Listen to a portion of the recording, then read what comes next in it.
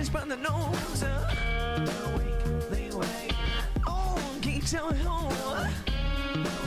They wait. Did you see it? They wait. I'm glad you stopped by. Take him to him, baby.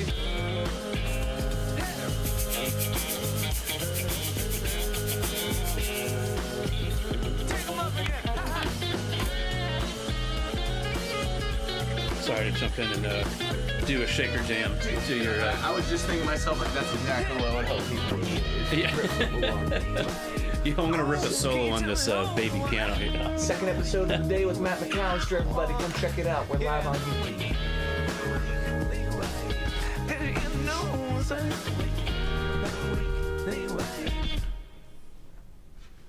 Man, if we're going to talk shakers at the top of this, I got a lot of things to say. Okay, number one, there's an orange back there. It's the most childish of all my percussion, and I think it might be the best sounding thing that I have. Really? Can I check it out? Please, yeah, it's right behind the tiki head there. I love it. Oh, man, this is what This is why I love percussion, because it's just toys at the end of the day. Well, it's interesting in the right hands how much diversity you can get out of those kind of things. Oh, sure. So did you start off general percussion, or did you start off kit specific? Kit specific. Sorry, Okay. I'll make sure that I'm talking into you're the perfect. mic. Yeah. And so going from kit specific to being a little bit more interested in the wider variety of percussion, was that like extending beyond the limbs of just playing percussion, like playing drum kit with some percussion, or did you step away from kit to pursue that kind of thing? Boy, good question. I think I feel like I try to just keep them, learning all of them at the same time. Mm-hmm. You know what I mean? Like I was really into really into drum set, and that was the first thing I started doing. But then when I went to high school and was like in a actual like band program and had band because I went to such a small like Catholic middle school and grade school. Where'd you go? So I'm from St. Louis originally. Okay, cool. So not from around here, but went to shout out to Cathedral Basilica School. Dude, the Catholic grade school vibe is an experience. Oh, dude. I mean, I did Catholic school up until I came to college. Do you want to say some prayers real quick? No, I'm just kidding. Dude, I remember the days, and I wouldn't say I am a good Catholic, but like I'm still in the call. I still party, Yeah. Hey, I'm here to party. No, I heard someone say this about someone who grew up Jewish and said that they were a what's the phrase? A cultural Jew. Yes. And it's like, boy, I relate to that in a Catholic way, because it's like, yeah, I'm totally not a practicing Catholic, but I mean, dude, totally. It's just a part of the culture that I grew up in. And if you asked how my views have changed as a young adult, I'll certainly have feelings, but when it comes to what I know and what is the mechanism by which I pray and address that kind of thing, sure, it comes through that lens. And when it is all your schooling growing up, like sure. it's hard to unprogram those things, and I don't think I ever would change that, because I liked having a spiritual backbone that sure. I could base things off of. Versus it's so interesting to watch friends as young adults find a faith life and seeing how they kind of pivot into that, versus like, no, it's always been there, and it's always kind of been take it or leave it for certain aspects of it. Yeah, I can see that. Well, yeah. Sorry to go down the rabbit hole of Catholic Church. I think it's a good call. Let's go back to shakers. So anyway, I think the listeners tuned in for shakers, not the religion either. Holy shit! But yeah, so when I went to my high school, or like when I started high school, just being in a band room with just so much percussion equipment, I always had this feeling of like, I want to know how all this works, and that's like really the only thing that really interested me in high school, because I was like such a bad student, all the time, and never had good grade, never got straight A's, but it was just like, yeah. But when it came to like music stuff, but specifically percussion, I was just like, yeah, I want to know how this all works. Yeah, well, you're a very melodic drum kit player, and I wonder, does that come from like when you first addressed marimba or whatever, like those more I don't even know how to describe that in the world of percussion, how that kind of relates. But being able to go for chord tones and to be able to really lean into that kind of stuff, was that a barrier to cross? Was that something that you were like, let me touch it? Well, I definitely wanted to touch it. That's for sure. I definitely was like wanted to mess around with it. But it's funny. I feel like I'm flattered you see me as a percussionist because I feel like I have such a unique relationship with it because like I never went down the classical percussion world. Like I had to learn that in high school, but I never was good at playing any like mallet instruments, and even still I can't really do that. But I definitely, to maybe answer your question about maybe why I think melodically about drumming is probably more just my composition background, and but then when it came to and so I guess when why I feel flattered that you see me as a percussionist is that like if someone were to be like, hey, this orchestra needs a sub, can you do this? I would be like, I just really would depend on the music. Like I probably could not do it, but it's a very particular bag. Yeah, which that isn't the only percussion like in the world, but what was I gonna say? Probably a lot of that came from when I lived in Brazil, I guess, was the big thing. Because I think I've told you about that before. Not that much. Like, I've kind of heard from Kevin McClellan was a very good friend, and he had done that experience as well. But, yes, same exact one. So tell me about, like, you start your first year at CCM. Do you go straight into the music program? Yeah, started right away. Yeah. And when did they kind of give you this option to cross continents and check it out? Yeah, that I think it was around, I don't know, maybe my sophomore or junior year. No, I would have been my sophomore year. They were saying like, hey, there's this new program that we're going to start. It's only going to last about 4 years, and it's this exchange program between two U.S. schools and two schools from Brazil. And they're like, if you want to do this, you can sign up for it. There's some meetings. And I was just like, yeah, of course. Like, that sounds awesome. And frankly, I didn't really know much about Brazilian music at that point, but I was just like, I'm certainly intrigued to do, I'm intrigued by this, and it's like, why would I not say no to this? Yeah. And when that experience was hard to put to words how important it was to me. Were you deep in the world of Brazilian jazz beforehand? Was this something that you already had interest in, kind of like dipped your toes in the musical culture, so then seeing the actual culture it stemmed from was part of the interest, or were you completely blind on all of that? So I was exposed to it a little bit. It's kind of interesting. So I'd say, to kind of talk about it from a historical perspective, I'd say most jazz musicians probably know about Brazilian music through the bossa nova craze of like the 50s and 60s. And I think why jazz musicians sorry, I had to clear my throat all the time, so I apologize. I'm just like hacking into You're fine. yeah, all the audience is like, man, that guy needs to see a doctor or something. We'll sample your best scoffs and we'll give it to you on the drum pad. It's like a going away present. Yes, absolutely. So most jazz musicians would know about Brazilian music through the bossa nova craze that went on, because I feel like that was for a couple of reasons. One, that was, I think, probably one of the only genres of music from Brazil that grew popular outside of the country. So there was that, and I think so that's why probably American jazz musicians would have heard of bossa nova. And then two, there's just a lot of American jazz musicians that were very intrigued by bossa nova music and had started to collaborate with them, and sort of brought, or made and performed and brought this repertoire outside of Brazil. And so anyone that is into jazz probably has had some experience like playing or hearing bossa nova music.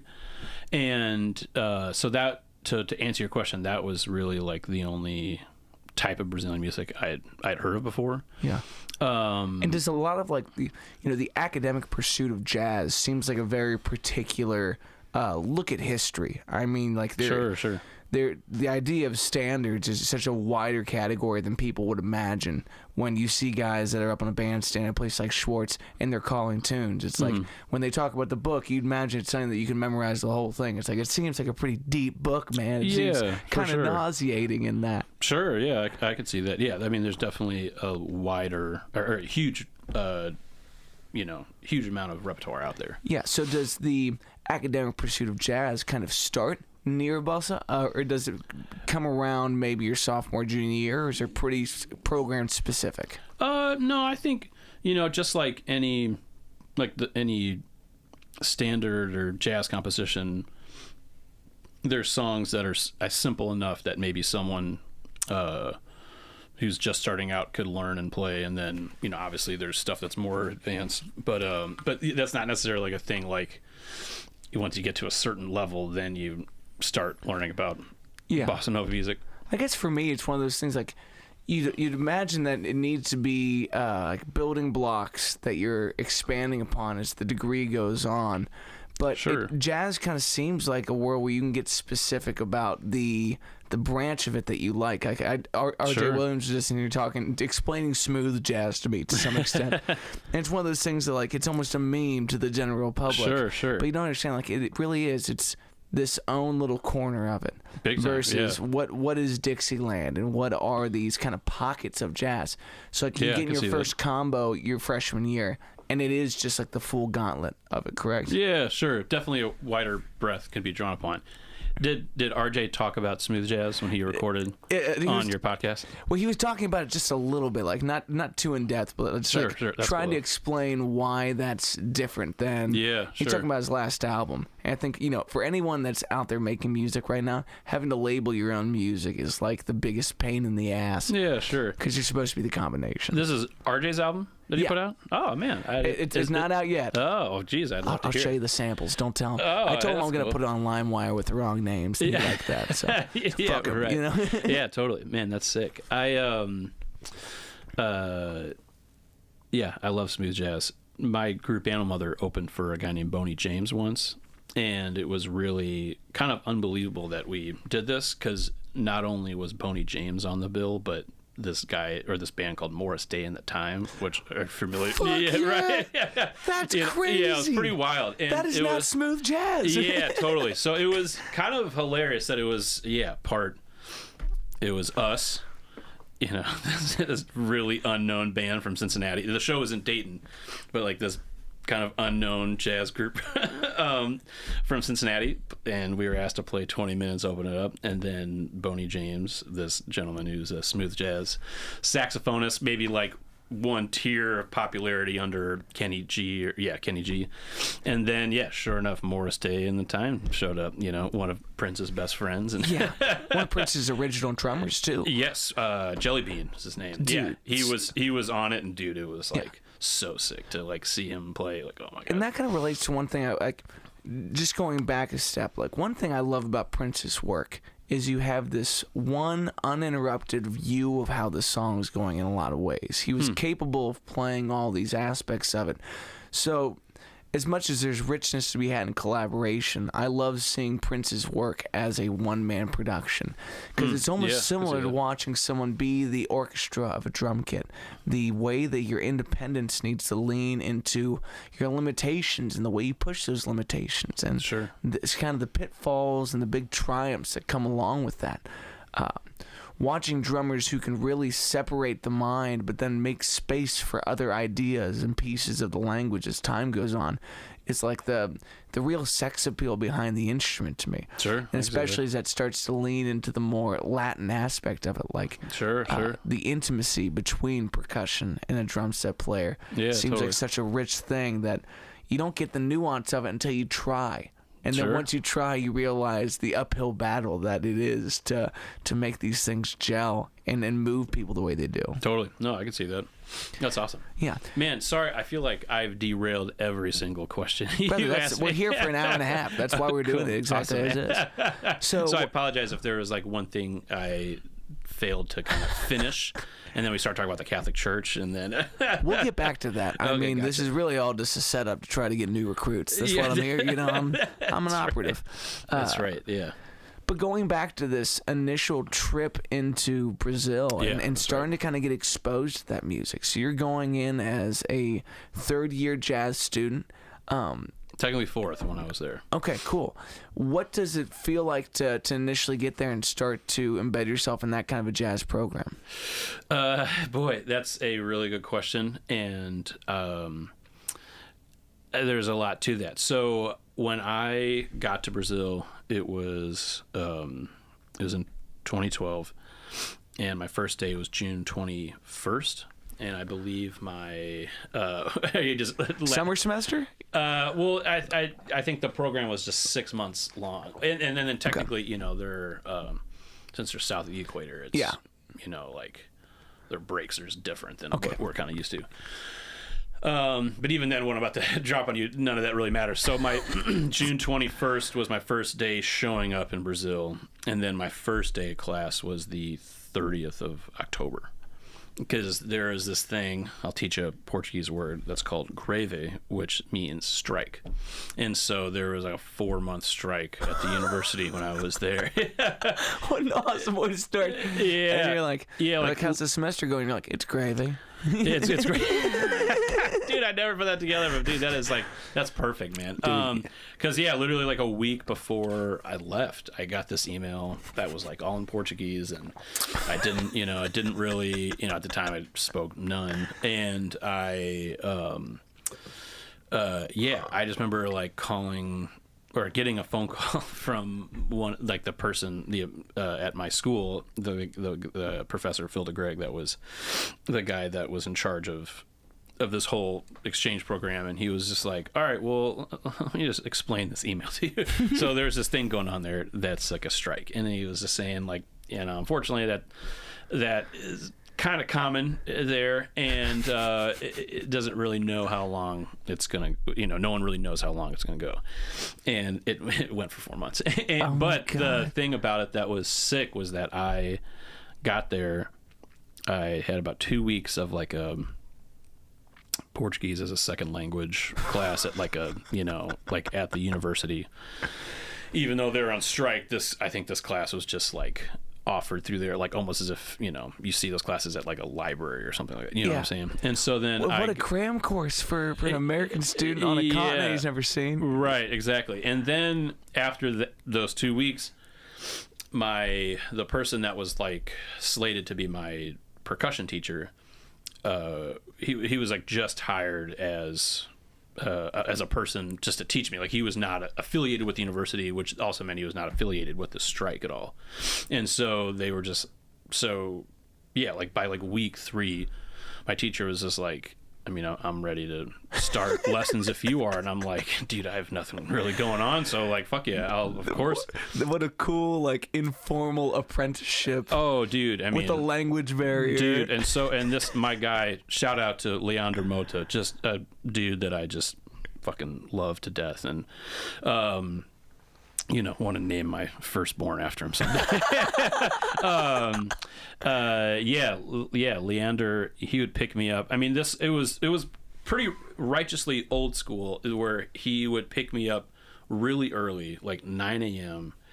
and from where I was living in this dorm on campus, and he'd take me to his house, and he had this fucking tiny shack of a house with just shelves of percussion instruments and just drums everywhere, and I'd stay there like the first month or so, stay there for about till noon.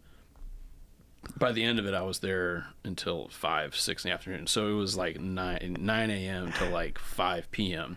Is that because he took a liking to you, or he's just like, I think so, spend some extra time? Yeah, I think a little bit of a balance of like, I think he really liked me, and I also think, like one of his big things he just always said was that like, one of his like, kind of gripes, like old man gripes, was like, Brazilians, man, they just don't want to, learn about, the music of their culture. They want to learn about, music from your culture, or they want to know how to play rock and roll and hip hop. And, there's Brazil has this huge, history, has this incredibly deep history of music and, instruments and, so much. And, I was just like, one, very interested in learning about it because I'm like, well, I'm here. And then two, I was just like, well, especially I don't have anything else going on. And like, and so I was just like, dude, I'll spend as much time with you as you like. And I also think, the gripe aside, he was just, a person that just, I think was just excited to share it with me, Yeah.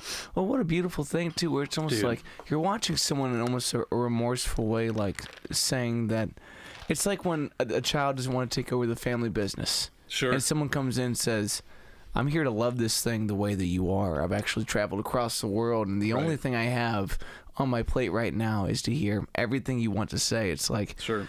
There's an interesting vocation to teaching where you feel like you're called to do so. Sure. But when a student can feel that same spiritual inclination to fulfill this handshake of everyone knows that the things that they've accumulated in their mind and in their legacy and in their work will be left with them in a coffin at some point, unless you take the time to bestow it on someone that cares enough. Sure. So what an interesting point in time to find this man. Yeah, right. No, it was unbelievable how like he had nothing to do with the strike. I was just this gringo living on the dorms with really nothing else to do, and he was just, and so, yeah. I mean, and it was so funny because sometimes some of these days where I go to his house, there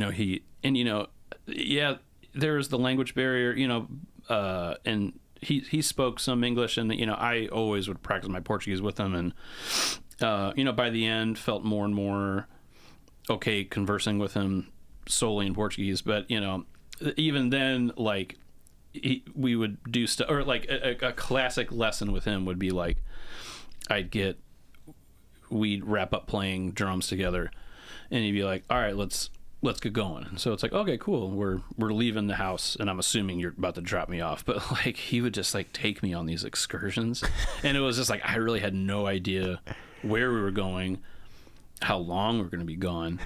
And dude, the number one place he would take me were these African religion shops, which is, you can wrap your mind around that. He'd just be like, I mean, he took me to this one store just multiple times just to like, and I don't really know I don't have a memory of him buying anything, but just him kind of just showing me a bunch of stuff, because there's a lot of, there's a pretty big, like, especially in certain parts of Brazil, there are people that really, going back to religion, practice religion that has African roots. And so because of that, I think there's just the same way that there's like Catholic shops. Yeah. There is like these, African religious shops, and he would just like take me to these places and just show me a bunch of stuff. Dude, and what a funny thing too, if you own this shop where it's just like he keeps bringing this white kid in to freak him out, like he doesn't even know what's going on. Yeah, he doesn't even know how to ask where we are. I was just listening to a podcast about Santeria, which is this combination of Catholicism and like some African tradition and whatnot, and like remind me again, where is that practice? Cuba. In Cuba. Oh, that's what I thought. Yeah, but one thing that I find really interesting, like there's a great Rolling Stones documentary where it's the first time they can tour in South America, which was sometime in the last 2 decades. And there's this great clip of Ronnie Wood where like they follow him around on their days off. And it's like Keith Richards has his hotel room that gets set up with his own furniture every time he arrives, so he always feels it. It's just like the craziest shit. And he's like, watch this. And he walks out to his porch window, he opens it up, and it's just a bunch of people standing up like, Keith! It's like the happiest fucking people. But dude, that's awesome. Then they go to Mick, and Mick is walking through cemeteries, and he's like, this is where I can be by myself and I can exercise a little bit. It's like, whoa, that's cool. But then the coolest Rolling Stone in this is Ronnie Wood, who he goes to his buddy's house and he goes, me and this guy have no idea what language the other one speaks. We don't even care. We just paint together. And so dude, wow, he's just sitting in the garden and they're just laughing and having a good time together. Dude, that sounds like a blast. Yeah, when you have a medium in between you, the language doesn't even matter. For sure. And especially when it comes to something like percussion, where absolutely you sit here and you hand me this thing and you give me one basic instruction of how to feel it, and then you take off for an afternoon. Like, is it 3 hours of you sitting there playing the same instrument, or is it kind of like here's a very linear walk through the evolution of these instruments? Yeah, it was a lot like the second option, but it was cool because it was very casual. Like he'd be like, "Hey, like, why don't you play this on this instrument?" And I'd play this rhythm, and he'd be like, "All right, I'll try doing this." And then I'd be like, "Okay, I can do that." And then he'd be like, "All right, try this." And then like, that one's kind of tricky, and we'd just be like, "Why don't you just practice it?" And then he'd just like leave me in his room, and he'd go off into another room in his very tiny house, and then come back and be like, "All right, you got that. Try this now, and like try this rhythm." And then it'd be like, "You keep practicing. I want to make a coffee." And then kind of that same thing, or like, "Oh, I want to go outside and smoke a joint," and then like, or be like, "All right, keep working on this. I want to make us lunch real quick," and it was always like that, where it'd be like, "All right, now like last week we were doing this instrument, like here's this instrument, like let's just try this." Yeah. And and yeah, that was kind of the majority of our that was the majority of our lessons were just kind of like that. Then he'd get into like talking about certain genres, you know what I'm saying? And he'd be like, "Okay, in this genre there's like these instruments that are used, like in samba, like take samba for example. It's like, okay, in this type of samba music use these instruments, and like these instruments kind of play this rhythm or kind of have this role, like let's just practice this one first." Yeah. And then it'd be like, "All right, let's try this other instrument." And so it'd be like, okay, these are like the different parts of like, say, like use a term, samba chihota, which is just like, kind of a more casual, like samba you'd see at like a bar, like not in like a street parade kind of thing. You know what I'm saying? Yeah. You'd be like, okay, like in this kind of samba music, like, yeah, there's also this drum sometimes, and it's like playing this rhythm. Let's like practice that together. Yeah. And be like, okay, yeah, these are kind of like all the percussion, and more or less like the percussion like world in this music. And be like, all right, well now there's like this genre of music, like let's take out these instruments and try this out. And so, And where most like drumming instruction, percussion instruction is based around learning how to count these things, was there much of that in the instruction, or was it more of just like giving the example of a rhythm and then trying to teach you how to feel that and internalize that movement? a little both. You know what I mean? Like there'd be times he'd have stuff like written out, and be just kind of reading that, and that would be like one aspect of the lessons. Other times like he'd just play and I just played with him, or he'd be like, "All right, you keep playing this rhythm, I'm going to play something else," and like I'm just going to kind of like, and then it kind of like turned into a more jam kind of thing, like where we're just like kind of jamming, like both playing these two instruments or something. Yeah. Did that kind of change like the macro way you approach new items to play, like regardless what is the instrument in front of you, like just trying to feel out what it could lean towards? Oh, dude, I mean, tremendously. Yeah, absolutely changed it. You know what I mean? And it just a lot of the subtleties of like rhythmic feels, if you could follow what I'm saying, in terms of like in like this genre, it could be any genre. This is something that I did this whole exchange program. The year I did it was with our friend Josh Jessen, who old the angel himself. That's right, man. Shout out to Josh.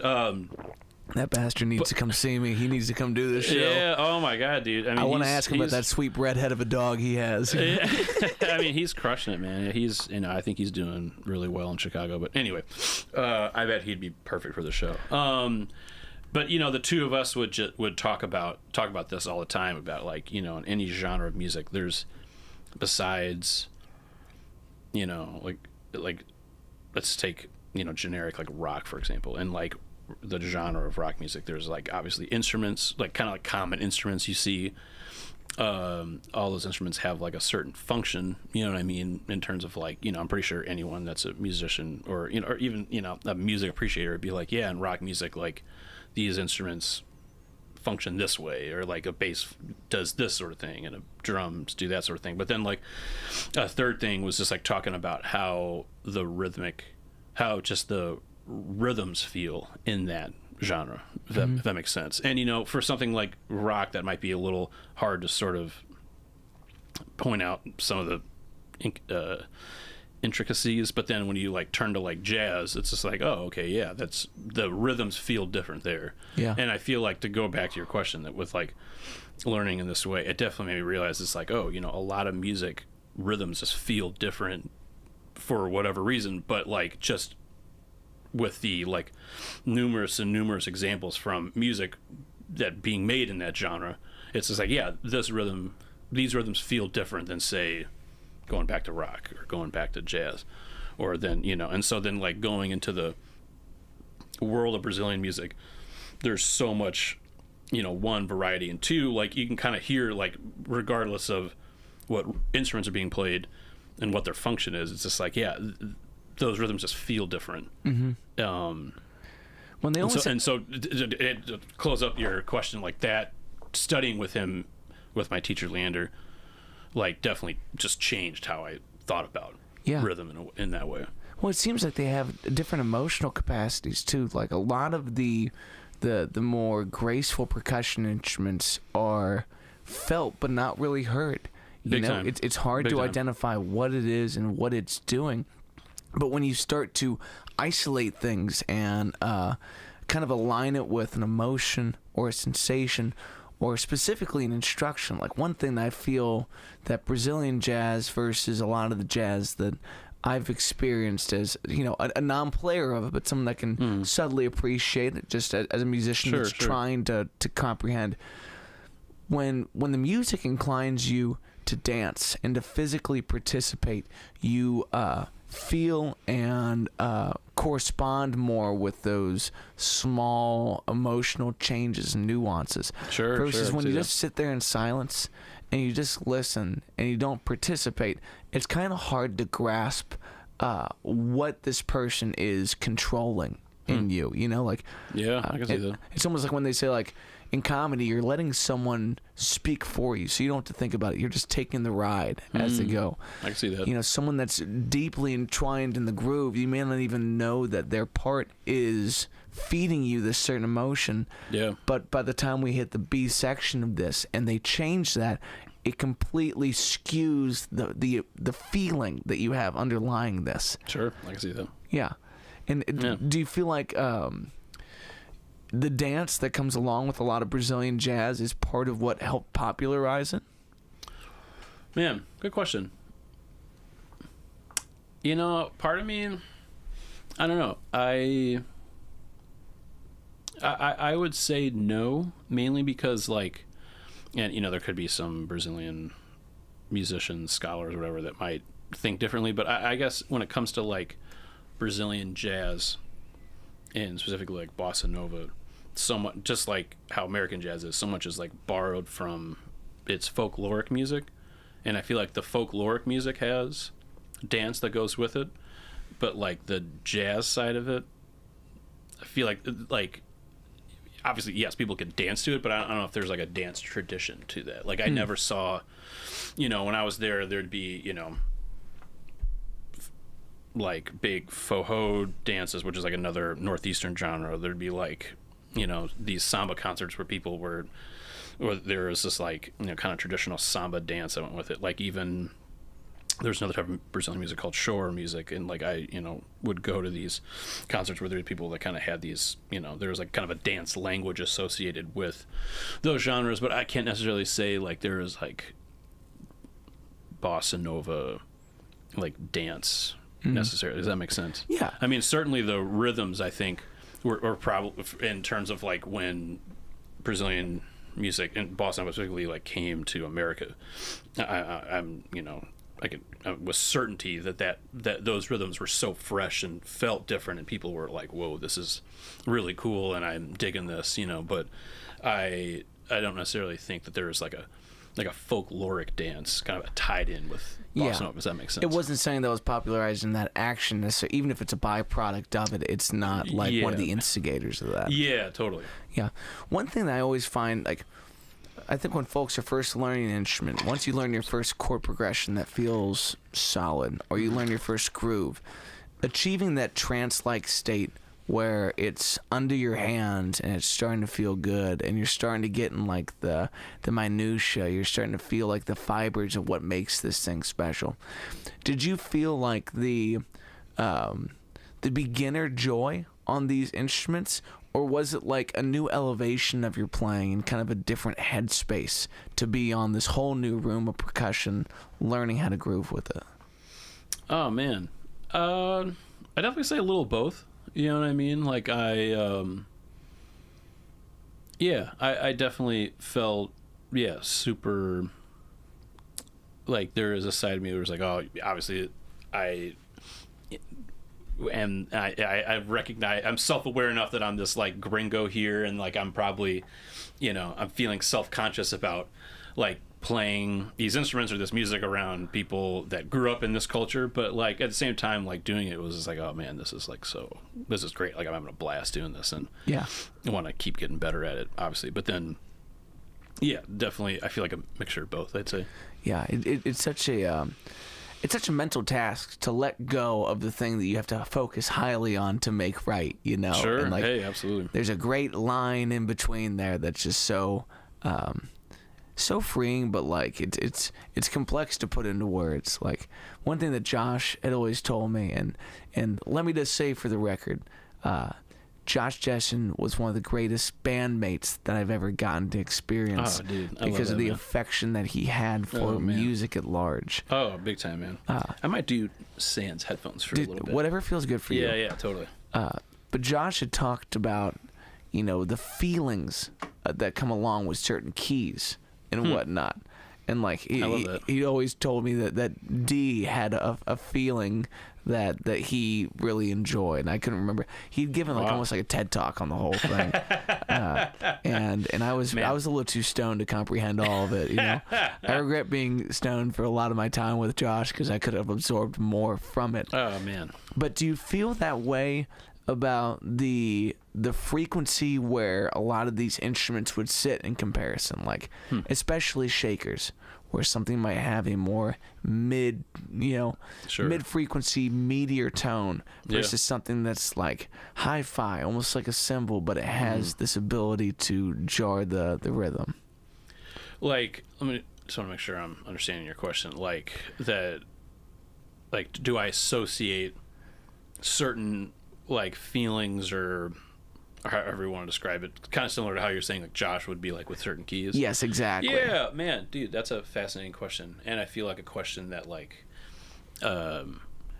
sitting down with like a neuroscientist and figuring that would be like kind of fascinating. But it'd be nice to hook the brain up. Yeah, grab whatever you want. Yeah, man, I don't have a great variety of options. No. You have a perfect variety of options. Yeah. All these have been supplied by Mr. Nick Hack. Every year for my birthday, Nick Hack gets me more percussion stuff that I don't know how to play. Oh, dude, that's awesome. And then he laughs at my attempts. Oh, dude. And then I give them to my nephews so I can laugh at their attempts. Yeah. Well, regardless of someone laughing at you, that's a really kind birthday tradition. Yes. No, it's something I look forward to immensely. Man,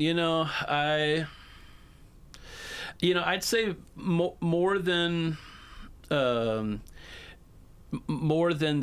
instrument specifically, it'd be sort of like the rhythm or like role that it plays in certain music. I definitely, if I really were to like reflect on what like congas feel like in salsa playing, I feel like I could maybe come up with something a little more eloquent to say, but like there's like totally that feeling of like how congas fit in like salsa music is like so profound, and but then same with like for example that music I was talking about that's called forró music that's from like the northeast of Brazil, like it's really common to use like a triangle in the same way, like if you ever heard like Cajun triangle or Zydeco, like New Orleans type of triangle, like it's kind of used in that same way. And man, like that's like I feel like that's an instrument that like once it gets rolling and you have that feel going, like it's like different than the conga feel, but like definitely has that feel of like, dude, that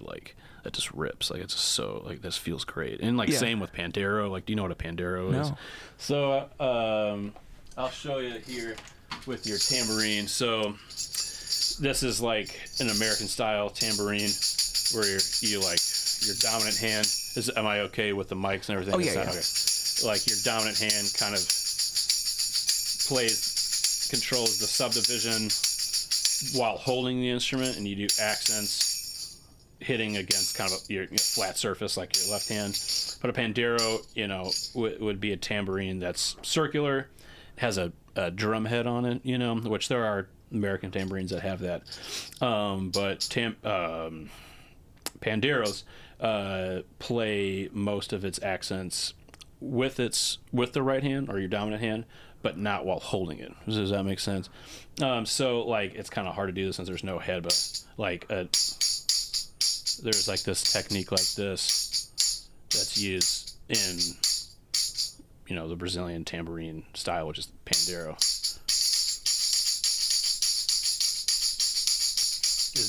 To attempt to do this on this just frame part, but essentially it's like you're using like the heel tip of your fingers and thumb, and then sometimes your palm. What was it like during this experience to start to find new independence across the hands and the fingers? Oh man, dude. Well, I'd say that what that experience was like, just aided in my fidgetness or whatever. You know what I'm saying? Like it definitely fed into a natural nature. It was just like, oh boy, now there's more parts of my body to move. Because I don't know if I ever told you about this, but give you more background on myself. I was a tap dancer as a kid.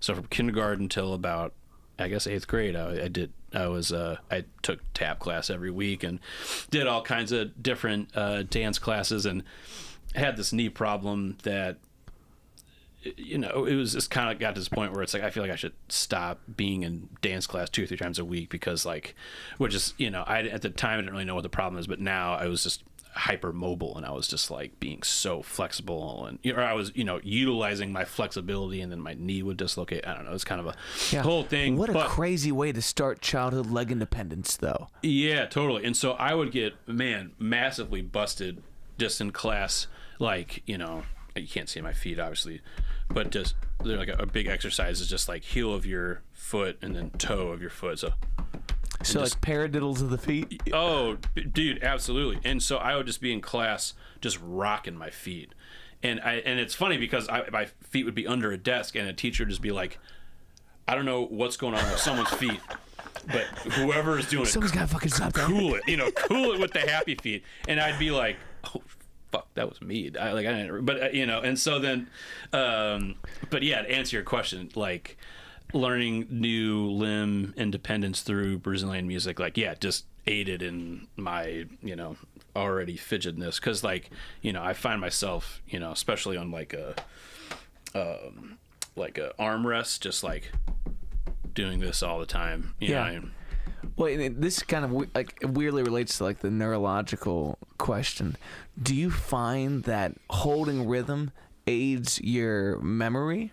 When you're trying to learn something new and retain something new, having yourself already kind of in motion while absorbing? Big time. Oh, dude. I mean, if I say this all the time, if fidget spinners were a thing when I was a kid, I would have been like a straight A student.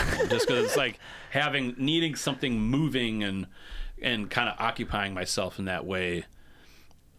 I mean, that's been like a lifelong not problem, but just a thing about me. And I just when fidget spinners came out, I was like, these damn kids. Yeah. Like, they just got it so well made. Yeah.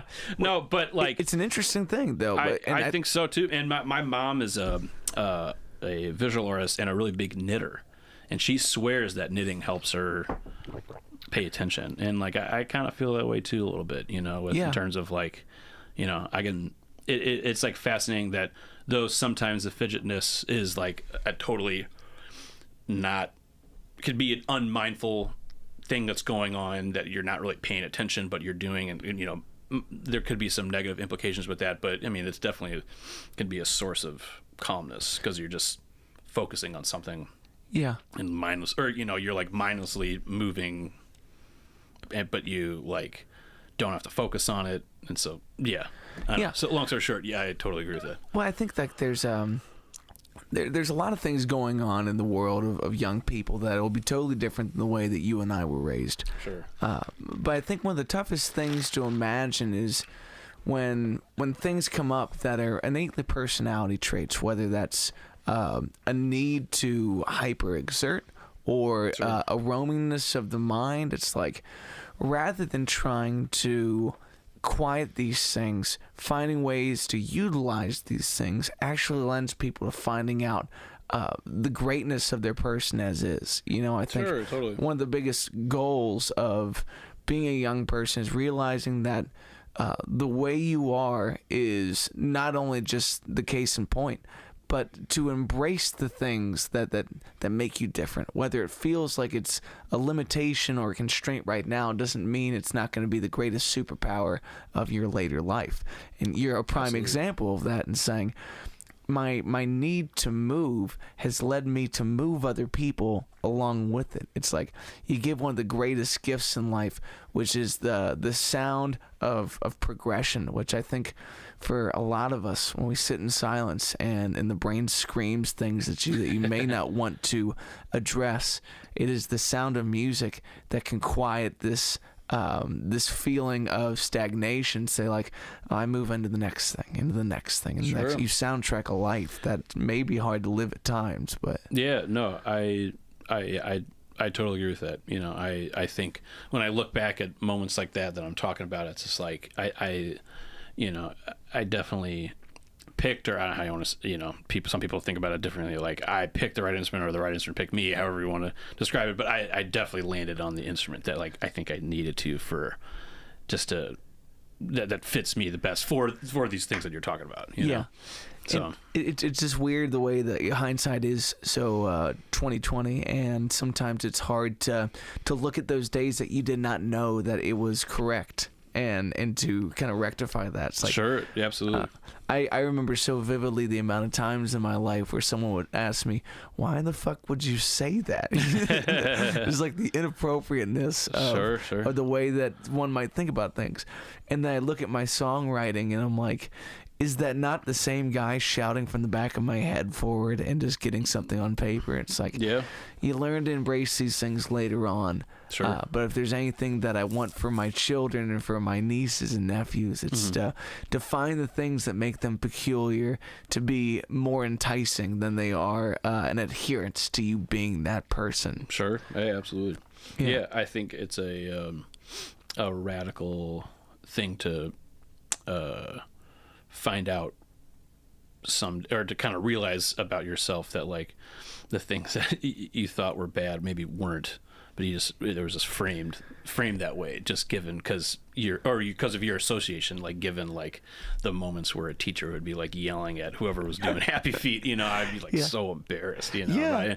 But I guess, you know, it's a radical thing to kind of look back and be like, there's nothing was really that wrong with it. I mean, yeah, it probably was a disrupting class, but just like the reason I was doing it wasn't bad, you know. Absolutely. So going back to the independence of the hands, which is like, I think the greatest thing about drum set is watching people find out how to subdivide the mind to act. You know, I always think about what I do, singing and playing guitar, as one's active and the other one's passive. And I can kind of go between which one of those I need to put the mind on. Sure. But some things are just happening. You're doing that across 4 of these fuckers, and that's bizarre to me. Sure. No, absolutely. No, it's no small feat. Yeah, but small feet might help, you know what I'm saying? Yeah, that's true. No pun intended. So what was it like to get drumsticks back in hand after gaining this new, you know, phalange independence? Did your ability to execute things on your ride cymbal and against drumheads kind of changed because you were more in tune with that? Are you talking about like post, like my time in Brazil, like studying? Mainly hand percussion. Yeah. I can see that. Yeah, I'd say it definitely changed. You know, thankfully, a lot of my lessons with my teacher, I was playing a fair amount of drum set. You know, it was like probably split half and half. But yeah, I think it definitely informed that style playing, or just informed like playing like just playing drum set and using sticks.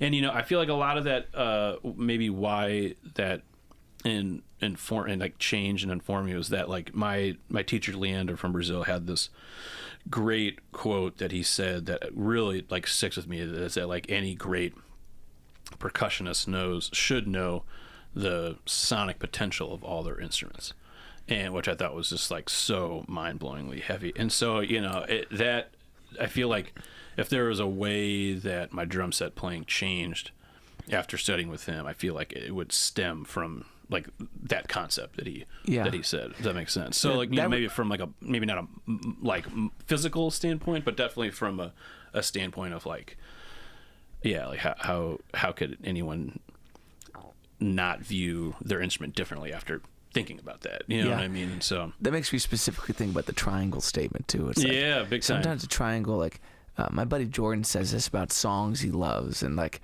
I think it's so right. Like sometimes you hear a song, and it's almost like the world can never exist without that song again. I can never go back to not having it. Yeah, big time, man. Sometimes when especially saying that is just like way in the back, but it cuts like that, and it informs you of where we are. It's just like kind of your safety net. But watching the way that someone can extract so much out of a triangle is just it's so romantic in some ways. It's bizarre. Absolutely. No, I feel you, man. I love that. I love that idea. Yeah. So as you've come back and spent your post-academic career in music, how long has Animal Mother been your primary creative project? Yeah, totally. So it's kind of interesting. I started Animal Mother right before I went to Brazil, and when I came back, or given that I had this, I had all this free time in Brazil, given that there is this strike going on, and I kind of thinking about it from an academic standpoint, had like one class a week. That was just one day a week. I got really into writing music when I was living there. And this room that I had access to had a piano, and I got really into like starting to write music. And so when I came back from Brazil, I feel like that was kind of the beginning of like Animal Mother as it is now, which is, been more or less a project of my original music. And that would have been like January of 23, I guess. And that was like, and still some of those songs that I wrote then, it might take some time to like, or like that band would definitely need a rehearsal to kind of maybe get it back on our fingers, but like we still play some of that from time to time. Have you been playing keys for many years leading up to that? I took lessons, when I was younger. Going back to Catholic Church, I took lessons with, shout out to Sister Marie Cecilia when I was a kid. Probably played like a motherfucker. No, dude, not at all, man. I mean,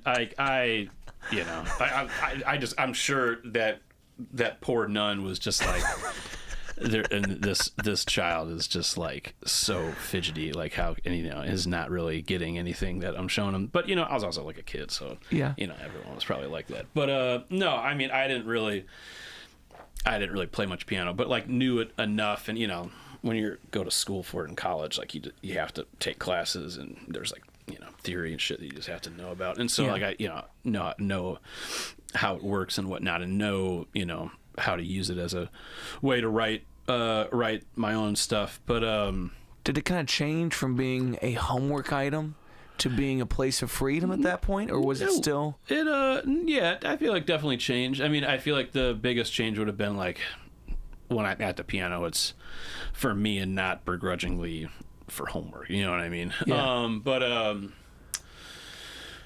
But yeah, so that band started to play some of my original music around 2013, and then there's some changes with the band over the next couple of years, but by like 2015 it became a trio, and like that between I guess it was maybe 2014 it became a trio. I think that's right. And but yeah, between then and it's kind of funny to look back, because I think it might have been around 2015 when it became just Josh Klein on tenor saxophone, John Massey on electric bass, and myself on drums. Yeah, we did a lot of playing, did a lot of touring and played a lot of shows, and I continued to write more and more stuff for that group. And what's it like to kind of bring works to that group? Is it sheet music, chord charts, ideas laid out? Sheet music. Yeah, I write everything I wrote everything out, and we'd workshop it a little, but I kind of feel like for certain songs, I'd kind of figure out, or I put a lot of details into the music that I think made it so that there wouldn't have to be too much like at rehearsal coming up with material, but just more of like, okay, this is compositionally wise done, let's just make this tight and make it sound good. And if there was some things we adjusted, that was almost like kind of just done and not really talked about, you know what I mean? And it was done because like, I don't know, we're just like, the three of us are at an age and a time in our life where we were like, dude, let's just play as much as we can and try to tour as much as we can. And those kind of to go back to that stuff I was telling you about before we started recording, like there's just so many times, dude, of just kind of just living the DIY touring life, you know what I mean? And like, not that we were ever gone for long stretches of time, but we were frequently doing that, you know what I mean? And so those years, it was great. I mean, it was so much fun. We went as far, played in like, I think it was like 25 cities, might have been the amount of places we got to. Went as far north as Minneapolis, as far west as St. Louis, as far south as Atlanta, and then far east as Boston, I think was the... And do you find that touring in the jazz world is especially difficult compared to seeing what indie rock bands, singer-songwriters do? Yes and no. And I think, especially with that band, because to go back to labels like we were talking about, we always kind of gave us this self-label as garage jazz, like meaning like we kind of had this garage rock mentality, but we were... or I shouldn't say. It's an awesome genre. I appreciate it. That was a genre I heard coined by a drummer that I love named Matt Wilson. He's a New York jazz drummer who I really look up to.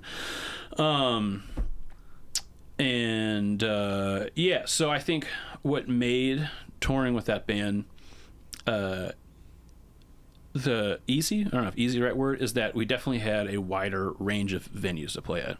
Like we could do a show like at a jazz club where it's just like we could play 3 sets or play 2 sets or something like that, where it was just like that at that venue at that night, it was just us, and that's it. And it was, still majority of the time it'd be like our original music. Like there is one place we played at in DC that's now closed, this place that's called Twins Jazz Club that's on U Street that had great Jamaican food. I think it was Jamaican food. Yeah, great Jamaican food. They want us to play 2 sets, one 90-minute set and one 60-minute set. And so kind of what we did was the 60 minute, we probably had like 60 minutes of original music. And the first set, the first 30 minutes, when like there were that many people there, we just play some standards, and then we'd play our set from like 60 minutes of our original music, and then the second set was just that set again. You know what I mean? Just because there'd be like turnover of the room, and it'd be all right. But then at the same time, like we felt very comfortable playing in playing shows where there was like a bunch of bands on a bill. You know what I mean? Yeah. And also same, and we could. We didn't necessarily need a PA either. Like we could play, like as long as our bassist could plug in a bass amp, that was kind of all the power we needed. You know what I mean? And so like we definitely, that was definitely the easier side of us playing, like touring and going out of town. But the harder side was we were like a jazz band that was like a little more aggressive.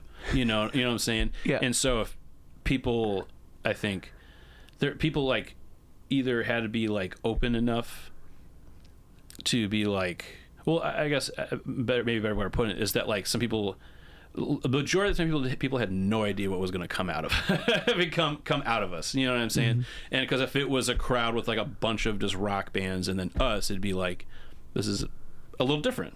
Because there's like a saxophone and no one's singing, you know what I mean? But then like if we were playing at a more jazz club, they'd be like, why is the bass player like, I don't know, like freaking out on this like electric bass, and why is the drummer eating a sandwich on stage at one point, which that was like a thing I did at one point, is like It was part of the gimmick. we try to end a lot of our sets with some type of performance art. And so look again, so if they're at some more like jazz club like eating nice food, and it's just like I think the drummer just left the stage, but everyone else is still like, what is going on, you know what I mean? So that was kind of that definitely helped like build a tough skin, where it's just like, this is our music, we're not going to change it given the scenario, but we don't know what people are going to think about it. Yeah. And is the performance art kind of written as the live show starts to progress? Is it like it's a loose idea at the end of a set and you just go for it, and then it becomes the motif? I think I'd say 99% of the time the performance art was planned out. It'd be like, when we end this set, I'm gonna eat a sandwich while you guys do this, or like if we play this song and we're ending this set, that John and I, our bass player and I, are gonna leave the stage and just leave the saxophone playing, and then we just have this skit where we come back on stage, join in, and then leave the stage, and then like come back on stage, play where like along with the saxophone player, and then like leave the stage and kind of but there was only one time that I kind of really faked out everyone with a kind of a performance art thing that no one else knew, where I you know, it sounds so immature now,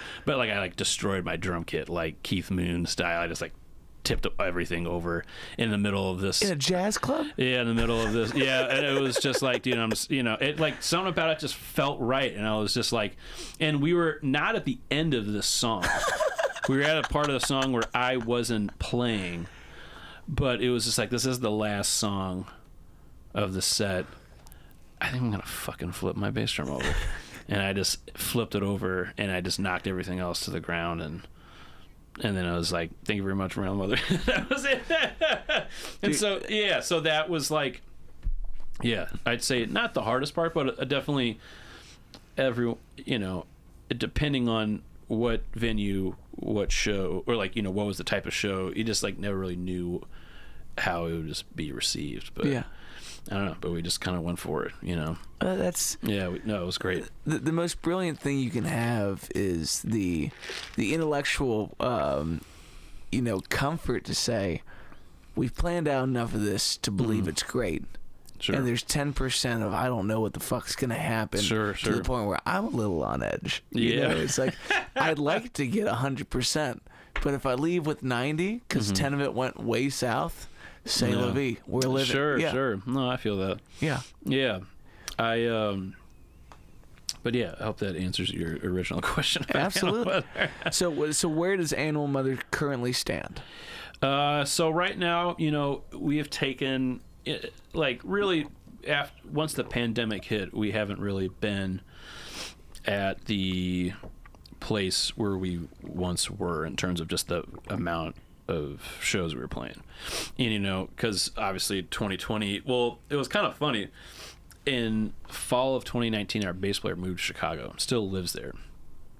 And we were like, all right, this is going to be a little bit of a change, but I think we could make this work out. Like, as long as we could like plan a weekend of shows and make it so that, like, you know, when John comes from Chicago, it's not just like he's coming for like one show in Cincinnati and then driving back, you know what I mean? Just because that just would be a lot of time and not really, just wouldn't make the most sense with like everyone's time. And so we were like, as long as we can kind of do that, I think we can make this work. And in January of 2020, we did that one weekend, and it was great. February of 2020, we did it, and it was awesome. And then, like, novel coronavirus showed up, and then it was just like, no band's doing this anymore. You know, as obviously I know you know about. Do you know about coronavirus now? Okay. So how I phrased that was just like, only musicians knew about coronavirus. I spent that whole period down here. The show started kind of from live streams I was doing during the pandemic. That's awesome. And I was just wasting people's time for my own pleasure. And then one day I had, do you know John Frisch? Wonderful bass player, moved from Cincinnati down to Nashville. Now he plays very heavily in the country scene, but spectacular guy. Man, I don't think I know that name. He came on, did an episode. John Ladier, Johnny Disco, did an episode. What do you call him? Johnny Disco. Johnny Disco. That's a good one, man. Dude, Johnny Disco is an American treasure. Yeah, absolutely, man. John originated a game that we used to play called You Drunk My Battleship, which would involve online battleship, and if you got hit, you take a drink. If you got sunk, you take a shot. Oh, and boy, Nick wow. Hack put me in a shallow grave 7 out of 10 nights a week playing that game. Oh, okay, my God, he would that's leave, nuts. yeah, I would be in a bad place. Dude, that's pretty And a couple awesome. of them were on the internet, and I don't like to go back to those. That's but cool. Heck yeah, it man. did me well. Yeah. Yeah. And so for a number of years, you were living outside of the country because was your wife teaching at that point in time? Yeah, no, she had gotten a Fulbright to do some research in Ireland. So, yeah, to kind of go back to your question with Animal Mother, like, coronavirus hit, then Annie and I moved to Ireland for 10 months. And then when we got back from Ireland, moved back here, our saxophonist was kind of in the last year and a half of his PhD in mathematics, if you can wrap your mind around that. Which our bass player also has an undergrad in both jazz and in math. So the two of them, yeah, it takes very little time until it's like talking about advanced algebra, chaos theory, all this stuff, and it's just like I just kind of, that's I feel like that being around two math musicians has taught me a really valuable lesson. And I say this as it appears I'm saying this in jest, but it reminds me of being around around a lot of people that aren't musicians, and you're the lone musician, or everyone's just like, well, what do you do with your time, man? Like, how do you make money? They have all this stuff, all these questions that are just like, they're trying to like break you, or they're trying to be like, I'm going to get to the bottom of this ruse you're playing, because it's, Can't be a career. yeah, right. Who's going to love you if you play music? This is impossible that you make a living playing music. I need to like kind of give you a bunch of shit for as long as I'm around you. This wasn't on Dirty Jobs with Mike, whatever his name. Right. And so anyway, like when I'm around the two of them, and it turns into like Math City extravaganza, like I try not, I don't want to play that card of just like, well, I don't know what that means, or like we're like, what are you gonna do with all with that degree, like, what I'm saying? So I try to politely bite my tongue and just be like, I'm just gonna let this happen. I know nothing, and I'm not gonna like make a big deal about how I know nothing about it. So anyway, long story short, so now that all these things are kind of wrapped up, to go back to your question, Animal Mother's definitely looking to try to get back on the horse, and kind of go back to our plan that we had before COVID of like, we have a member that lives in another city, but as long as we try to plan our shows and organize them in a way that it's just like it makes sense for John to come down and we play and try to book something else out of town. Like, I feel like we'd all be like really happy doing that again. And just about a month or so ago, we had like first big rehearsal weekend in a really long time. So we learned a brand new set of music. And also, thing that I'm kind of excited about, I guess this will obviously come out before December, we have a show booked in December. It's like our first show that first show on the books in a long time, but it's I brought about 6 original songs to this new set, but then our bass player John brought in 2 songs, and our saxophone player brought in a song. So it's like the first time really like ever that all 3 of us now are contributing musically to our like set of music we have. So I'm pretty stoked about that. Yeah, so, where's the show going to be at? It is at the Comet on December 6th. Fantastic. What day of the week is that? It's a Friday night, and I'm trying to book something the day after that just to kind of help fill out that weekend. You ever played Jazz Kitchen out in Indianapolis? Never played there. Looks like a cool club. Yeah, look, I've been there once, and it seems really nice. Definitely seems seems like a place you could break shit. Yeah, exactly. I can definitely break their house drunk at there. No. Yeah, I've never played there. I've only been there once. Definitely, which again, kind of go back to kind of the pros and cons of our band. That place seems a little more buttoned up. So unless maybe we're at a point in our careers where we could play there and people would be like, oh yeah, there's this kind of like edgy jazz band and like they can see like the merit in booking us. I don't really see them being like, yeah, let's totally get these guys in here. Yeah. But we played a couple times in Indianapolis at a place called the State Street Pub, which I think is still there. Cool. And real divey place, and a place that like only like, you get as many PBRs and as much fried food as you'd like, along with like a little chunk of money. Dude, that's how you know. If it's free domestics and a little bit of mozzarella sticks, we dude, can exactly, get by. yeah. Also, but I love that place. You gave me a hope that one day I could come see Animal Mother, and the performance art could be that every time there's a drum solo, these guys just start to write on a blackboard behind you this intense math equation. Dude, that's actually fucking beautiful. And it just goes over. And by the time that you complete the performance art, you just wipe right through that bitch. You're like, dude, wow. They math, I do not. Yeah, dude, that is a very powerful image, man. I really like that a lot. Dude, it's a drummer fucking up their work again. No, dude. No, dude, I definitely want to like pitch that in our next rehearsal. Dude, like that please. Could be. Yeah, our sax player Josh Klein. Do you know Josh? Have you ever worked with him? I never worked with Josh, but I've heard his name many a times in the scene. Yeah, I would be surprised. I'd love to meet him. Yeah, no, he's the best. Shout out to Josh. He's a tremendous musician in person. Besides being really into math, he's really into fishing.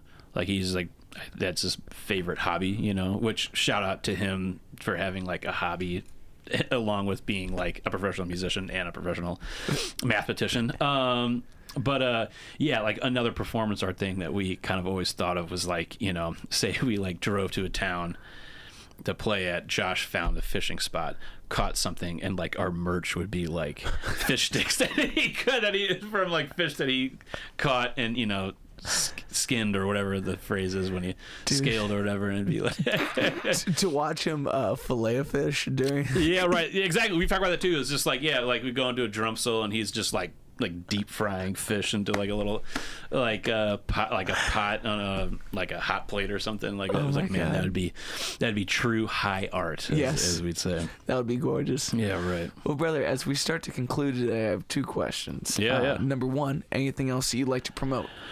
Well, man, so besides Animal Mother, I have two other bands of mine, of my original music. I have a group called Tough Friend. That's a jazz octet that I write all the music for. There's 3 saxophonists, trombone player, trumpet player, and then piano, bass, and then me on drums. I have a newer project that's called Matt McAllister's Dancers. That is a quartet. It's kind of the first time I've ever written kind of more like lead sheet based songs, and my goal with Dancers is to sort of like take myself in that book out of town and like go to another town and have local musicians like and I play that book, so that the Cincinnati chapter plays a lot in town. And if you follow me on Instagram, you could see when we're playing next. But the first the beginning of the Columbus Dancers, or the Columbus chapter, we have a show next Wednesday and next Sunday, actually, up in Columbus with the Matt McAllister's Columbus Dancers. So very nice. That's another thing. Other than that, that's pretty much it in terms of things to kind of plug of my stuff. Sounds good. Second question, would you like to jam a little bit on the way out? Oh, totally. Well, I don't want to leave this podcast without telling the story. And I wanted to, when you asked me to do this, I was just like, at some point on this podcast, I have to share this story. So there was this one time I was playing the show. I won't say what the band was that I was playing with, just to, not to punch down or anyone, but I was playing the show at a bar, and it was like an earlier set. And there was some miscommunication between, people in the band, and it was like kind of all cover music. And so then there was like all these songs that they were calling out, and it was just like, I had no idea these were songs that we were going to do.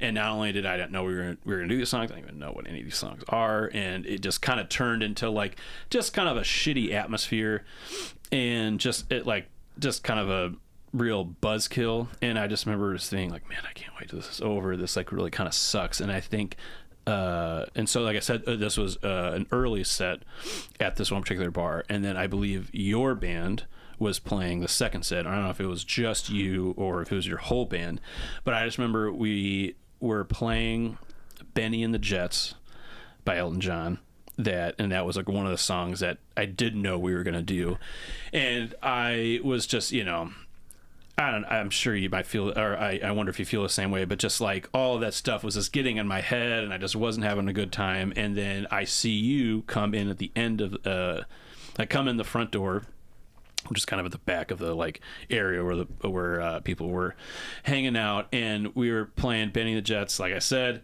which is, you know, classic song, killer drum groove. And I just remember seeing you just like totally vibing in the back, and I was just like, man, thank God Matt just walked in, because that just like totally just helped change my mood, but didn't help me be like, you know what, I don't really care about what's going on with all this stuff, and it's all annoying.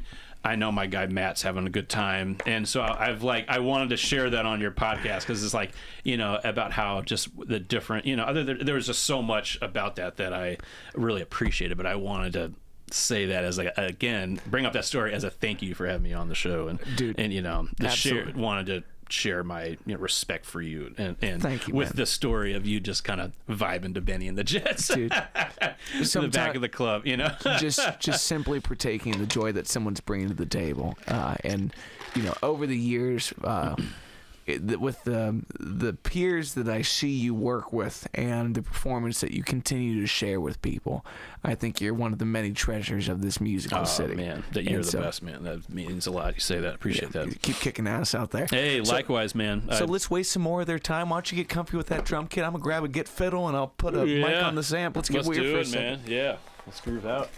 Man,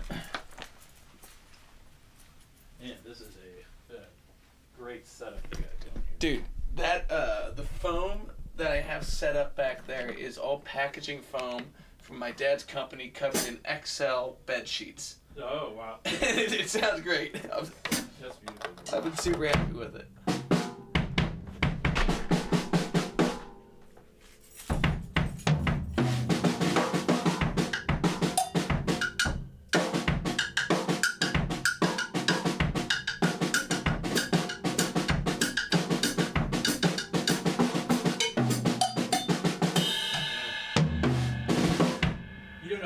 Jets, do you? Dude, I'm gonna pull you up for that song sometime soon when my voice is dog shit. Yeah, no, I love that song so much, man.